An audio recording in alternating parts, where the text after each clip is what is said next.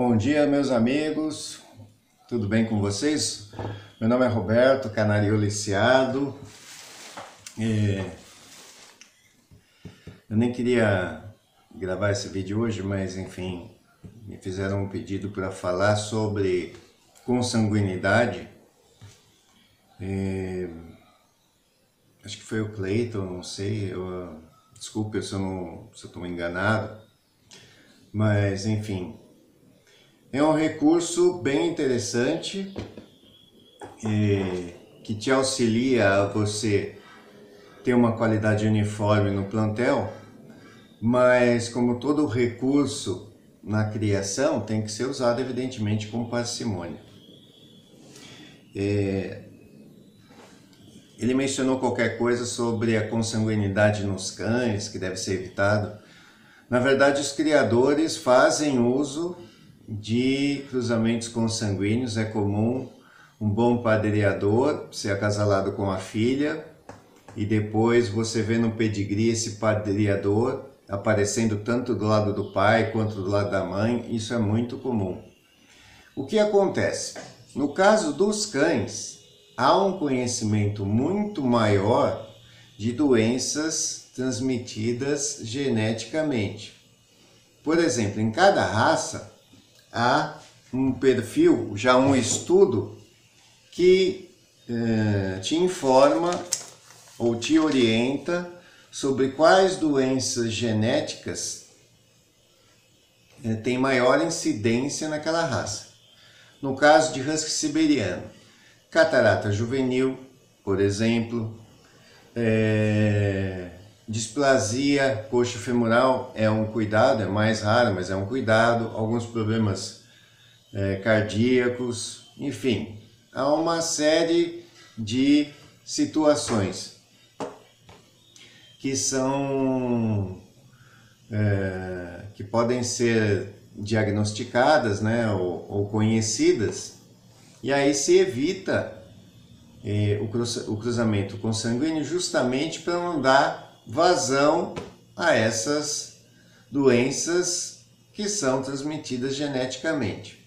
Doenças recessivas, você tem que ter, aliás, sempre lembrando, tem os vídeos de genética aí para entender o processo que eu estou falando aqui, mas se você tiver os dois pares de cromossomos, tanto do pai quanto da mãe, com predisposição, por exemplo, para catarata juvenil, aquele exemplar muito provavelmente vai apresentar a doença. Então, por este motivo, se evita cruzamentos consanguíneos em determinadas raças, tá? Ou se faz com muita cautela, com muito controle, com muito cuidado. Porque num cruzamento consanguíneo você está querendo trazer as características boas daquela ave para o seu plantel, para a prole. Uma ave ou um animal qualquer tem as características que você vê e tem a informação genética que você não vê, que ele é portador. Então, essa é a questão principal. Aquilo que que ele traz latente, você não tem um conhecimento, não tem um mapeamento genético dos animais para você saber. Alguns têm até, né? Mas para você saber que enfermidades aquela ave está trazendo, aquele animal está trazendo. Então, é por isso que deve-se ter um cuidado. Algumas questões, o uso prolongado da consanguinidade vai trazer aí aves menores, menor fertilidade, etc, etc, etc. Não sei dizer se há algum estudo que comprove na prática isso. Algumas características das aves são codominantes. Então, se você tem aves ali de tamanho mediano, a prole tende a ter tamanho mediano. E assim vai sucessivamente. Se há uma tendência as aves ficarem cada vez menores ou ter alguma deficiência em função disso, eu acho que precisaria ter uma consanguinidade excessiva no plantel para você ter para você verificar problemas. O que ocorre muitas vezes é que você adquire aves de um plantel que já tem ali um trabalho consanguíneo, às vezes feito sem muita cautela, e que expõe as aves excessivamente à mesma informação genética, né? Não tem variação. Neste caso aí pode ser que você, continuando o processo, né, já carregue para si problemas que já foram trazidos aí de outras linhas. Principalmente quando a gente tem mutações novas, que os exemplares que a gente consegue no Brasil são muito poucos, todo plantel que se espalha vem de uma informação só, né? Vem de um dos casais que chegaram aí dessa nova mutação. Então, a princípio, até você conseguir anexar mais informação, né, ou ter uma variedade genética desse exemplar, qualquer aí que seja, leva um tempo. Então sempre é interessante que você tenha aí, e nesse caso é interessante, né, você tem aí uma mutação nova, só tem o criador A, B ou C que tem aquelas aves, você está adquirindo praticamente a mesma informação, né? Muitas vezes. E aí o que acontece? Chega um ponto que a coisa se esgota, né? Digamos assim. Você tem a mesma informação e pode ter problema. Nesse caso é interessante você aí optar por um clássico, para fazer portadores e assim dar uma nova dimensão aí, uma abertura, né, nessa linha de sangue. Tudo isso são situações ou experiências que cada um tem que fazer de acordo com a sua consciência. Eu não sou a pessoa mais indicada para orientar ninguém a fazer coisa alguma, tá certo?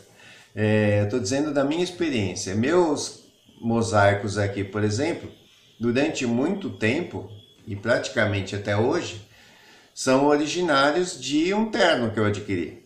Só que eu já acrescentei de uma parte uma linha clássica. Eu já comentei em outros vídeos, eu acrescentei aí alguns exemplares clássicos e mesclei essa linha com esses exemplares. E agora, no ano passado, também adquiri duas fêmeas que não são da minha linha de sangue, evidentemente, e aí também tenho mais um reforço genético aí, digamos, na linha. Mas assim, eu crio mosaicos há 8, 9 anos. Eu nunca tive problema algum com qualquer questão relativa à consanguinidade. E praticamente as aves são relacionadas, né? Enfim. Mas,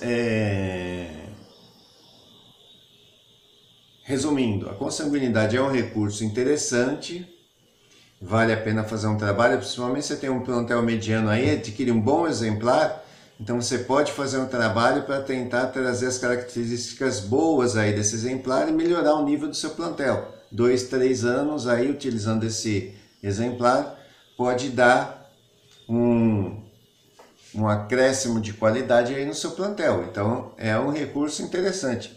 Mas você não precisa, você não é obrigado, não é necessário você fazer uso contínuo de consanguinidade. Ah, vai dar problema no primeiro cruzamento? Claro que não. Vai dar problema se pudesse dar um problema qualquer, em qualquer situação. A gente tem situações que ocorrem na carnaricultura, tá certo? Alguns ovos em branco, ovos que não eclodem, filhotes que morrem, por N situações, depende aí do criador de cada um, né? Eu aqui tenho poucas aves, então dificilmente morre algum exemplar ou filhotes, então é muito improvável, né? Se eles não morrem no ninho por algum descuido, né? Por exemplo, a mãe não trata, ou um ninho muito grande, o menor fica para trás, é esmagado por algum problema, enfim, qualquer situação que fosse, né? É comum. Então você não pode atribuir a um acasalamento consanguíneo algo desse tipo. Ah, nasceu com uma deformidade, aí Pode ser, né? Enfim, a gente não tem o estudo de doenças transmitidas geneticamente nas aves, que pelo menos eu desconheço, né? Enfim, e os principais problemas a gente sabe quais são, né?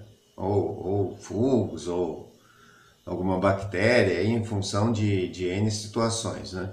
Enfim. Então acho que assim, é um recurso interessante, é válido, mas não é para ser feito por acaso, né? Ah, eu vou pegar o filho, jogar na mãe e a filha jogar no pai. Para que você está fazendo isso? Então você precisa entender o que acontece para saber por que você quer fazer. Para que você quer fazer? Então, para que você quer filhotes iguais ao pai e também iguais à mãe? Será que vale a pena? E muitas vezes a junção desse casal inicial, por sorte sua, deu filhos ou filhotes melhores que os pais. Então, para que você vai aplicar consanguinidade se os filhotes são melhores que os pais? Não faz sentido. Faz sentido você fazer o trabalho a partir desse exemplar que você julga ser melhor que os pais. A combinação deu resultado. Você tem um exemplar melhor. Aí esse exemplar que tem qualidades melhores é que vale a pena você tentar replicar no seu plantel. Então tudo tem que ser pensado, né?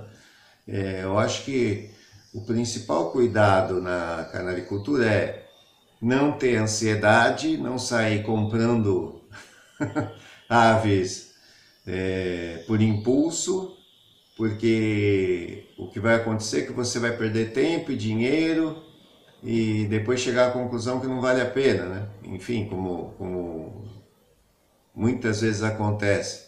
E muitas vezes você, como criador, também cede o seu trabalho para outras pessoas, na esperança que o trabalho continue, e de repente o trabalho é descartado. Por quê? Porque a pessoa não tinha convicção daquilo que estava fazendo, né? Não sabia o que esperar da criação. Então, enfim, na criação é preciso ter o cuidado de estudar, né? O cuidado de avaliar e de não se precipitar. E aí ter paciência, né? Saber o que está fazendo é o melhor caminho para você logo poder ser campeão. Ser campeão por acaso não vai te levar a lugar nenhum. Tá certo? Não vai te levar a lugar nenhum. Você pode simplesmente ter uma sorte um ano e depois nada mais. Então é preciso ter coerência e objetivo, tá certo? Um abraço a todos aí, pessoal. Até o próximo vídeo.